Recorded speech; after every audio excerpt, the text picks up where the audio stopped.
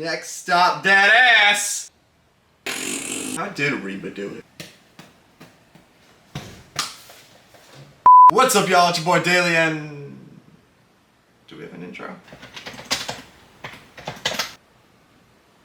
Oh, we do. We do have an intro. Okay. What's up, y'all? It's your boy Daily26, and welcome back to another SQEE Squad video. Have I been in a video before? Anyway, I'm the guy who edits your mom's favorite YouTube videos.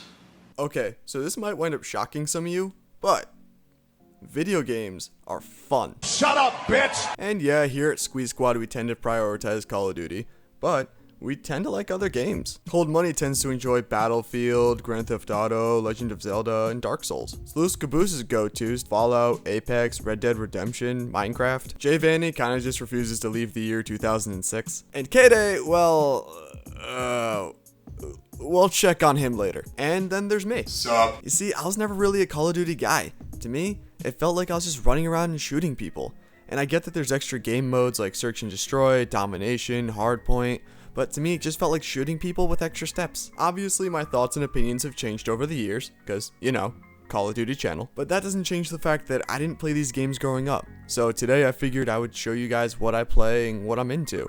And hopefully it'd give you guys a better insight as to who I am and what I play and what I like. So I know what y'all are thinking, and yes, I indeed did not have friends in middle school. What did y'all expect? I didn't like shooters. Of course I liked making animals with superpowers fight to the death. Come on, I was 8 years old. What else did I have going on? But in all seriousness, the Pokemon series has some amazing games.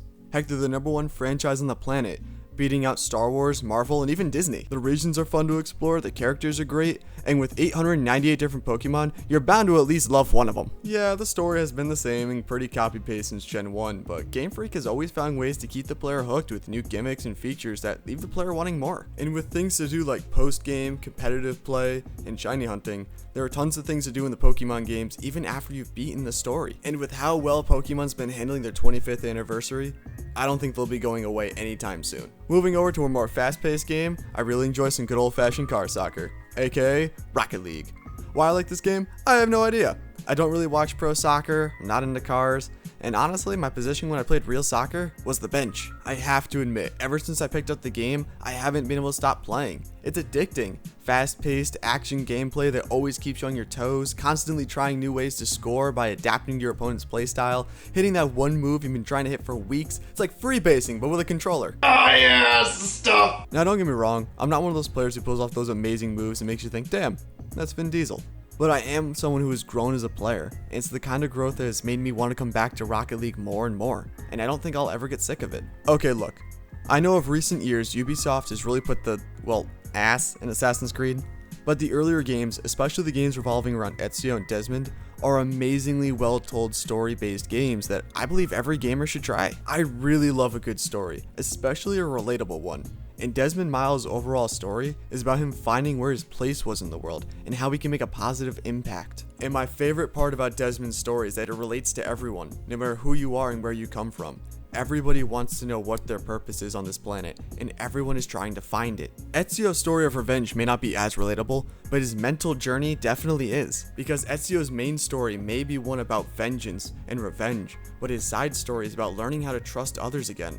After being the direct cause of his family's death, Ezio closes himself off, because he believes that if he can't trust himself, who can he trust? And as Ezio learns to open back up, and to let people in, we don't just see him become a better assassin throughout the game, but a better man. Sure, the games can be buggy, and the mechanics are much more developed in later entries of the series, but you can see how much love that Ubisoft put into these old games. You can see how much they cared about Ezio, Leonardo, Mario, and all the other characters that are developed in the game. Enough to the point where they just kept making them to where people still want Ezio games today. And it's not to say the new games are bad, I honestly haven't played them yet, but after watching trailers and gameplay, it's just not something that interests me. Maybe I've grown out of the series, maybe I hate change, maybe I'm basically 90 years old, I don't know, I'm not a doctor. And I'll always have comfort in knowing that no matter what Ubisoft does to the series from now on, I'll always have the Ezio trilogy to fall back on and replay. And finally, the last game on my list. Okay, so I know what you're thinking, and yes, I do indeed know what grass feels like. Damn it, Daily, stop lying to the internet. So I'm really into Super Smash Bros., but it's in a kind of a weird way. When it comes to Smash, I like to say that I'm kind of a mixed player. I'm good when I face my friends, I know the bases are competitive, and I really do enjoy playing with no items in a base stage. But whenever I go online and go to tournaments, I get beat like a redheaded stepchild, but I still love the game. It's fun to play as my favorite Nintendo characters, learn new combos, play styles, plus I just love to see the design that they put into a character's fighting style in general. It's always fun to see how Nintendo decides to add to a character's moveset. Sure, Mario still has the basic punch kick from Mario 64, but if you look at someone like Link, who had his arsenal upgraded from the basic bombs to the new Breath of the Wild bombs, it's an amazing change, and it changed Link overall as a character. Nintendo makes it a mission to make every move memorable. They don't just give a character a random attack just because. They always deep dive into that character's history to find something that they can add to make it more personal. And I love that. So much time, effort, and love goes into a Super Smash Bros. Game.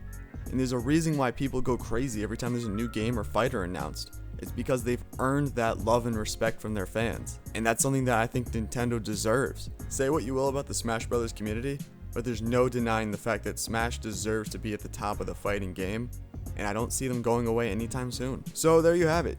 These are the games that I was playing instead of getting late. I mean playing Call of Duty. Obviously there are a lot of great games out there, and there were more I wanted to talk about, but I also didn't want this to be an hour-long video, so this is where I'm going to cut it off. But these are my top go-to games, and from everything I said before, they probably always will be. Now, you may not like these games as much as I do, and to that I say, Shut up, bitch! but I still want to know your guys' top go-to games. The games where it doesn't matter what's popular or what's out right now, but you will always go back to play just because you love them. Thanks for tuning into this week's SQEE Squad video.